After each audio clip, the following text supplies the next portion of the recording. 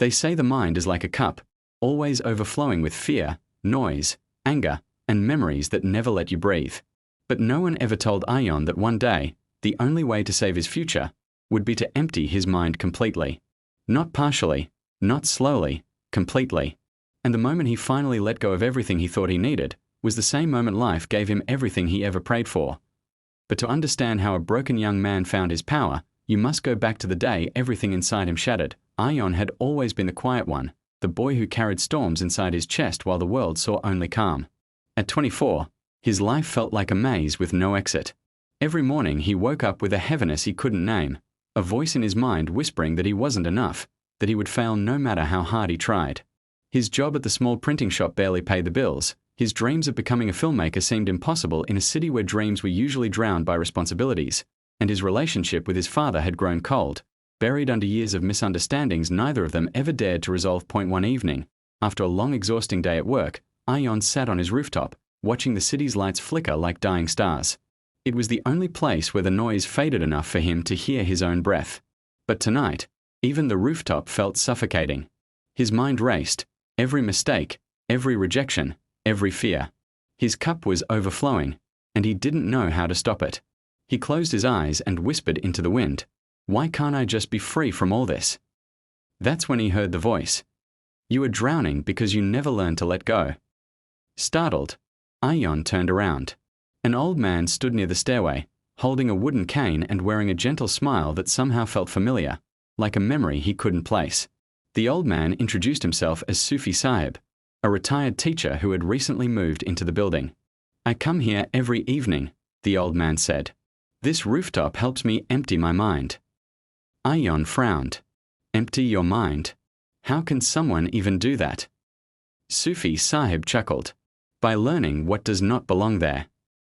Without waiting for an answer, the old man sat beside him. "Tell me, son, what fills your mind right now?" Ayaan hesitated at first, but something about the man felt safe, so he spoke.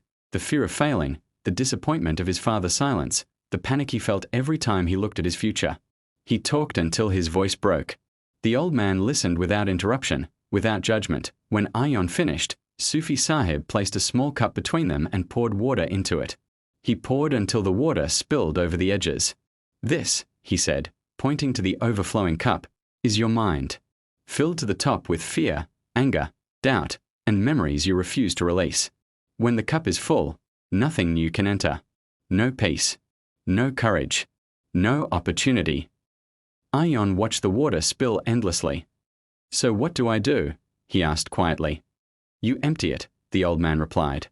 "Not by forgetting your past, but by releasing its hold on you. When you empty your mind, life will finally have space to give you what you are meant for." Ayaan didn't understand fully, but something inside him felt a spark. That night, for the first time, he slept without the usual weight on his chest. The next day, Sufi Sahib invited Ayaan to join him for sunrise walks. At first, Ayaan resisted, but somehow he woke up early just to keep the old man company. Every morning, they walked quietly, watching the sky blush with colors. Slowly, Ayaan learned how to breathe without fear, how to listen without rushing, and how to see life without comparing himself to others. He felt changes inside him, small but real, but the world had its own plans. One weekend, Ayaan overheard his father arguing with a relative. "He'll never become anything," his father said.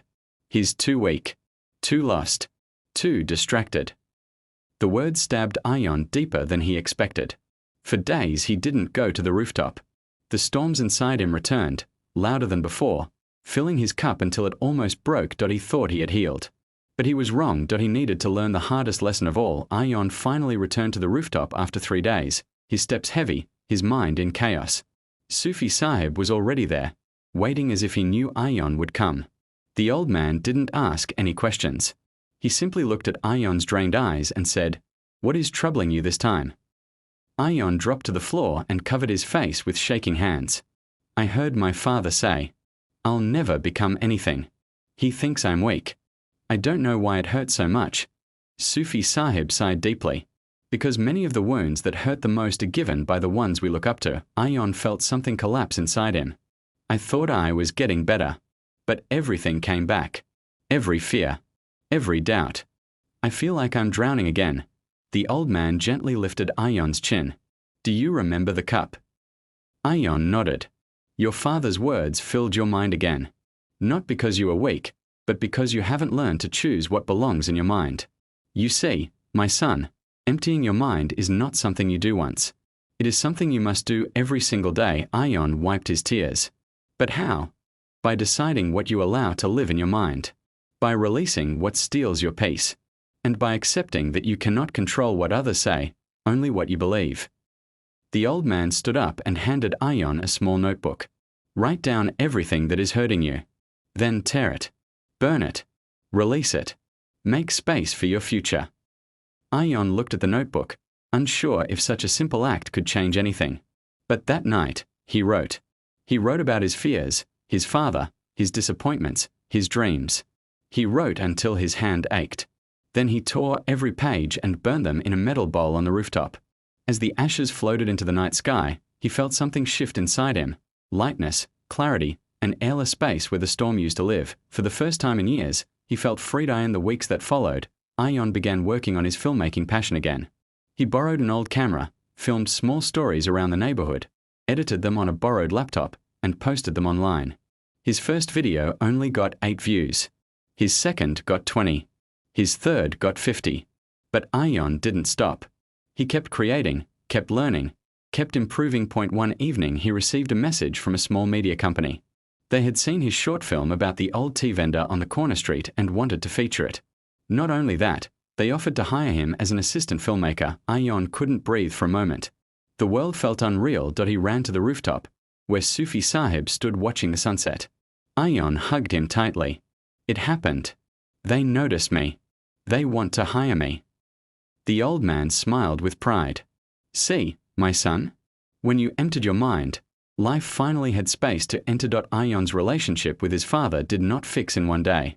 But slowly, as Ayaan grew stronger, calmer, and more confident, his father began to see a different version of his son. A son who was no longer drowning, no longer afraid, no longer carrying storms. A son who had learned how to let go. Months later, at Ayaan's first film screening, his father sat in the front row, eyes glistening, heart full. He leaned toward a relative and whispered the words Ayaan once prayed to hear. That's my son. And I'm proud of him.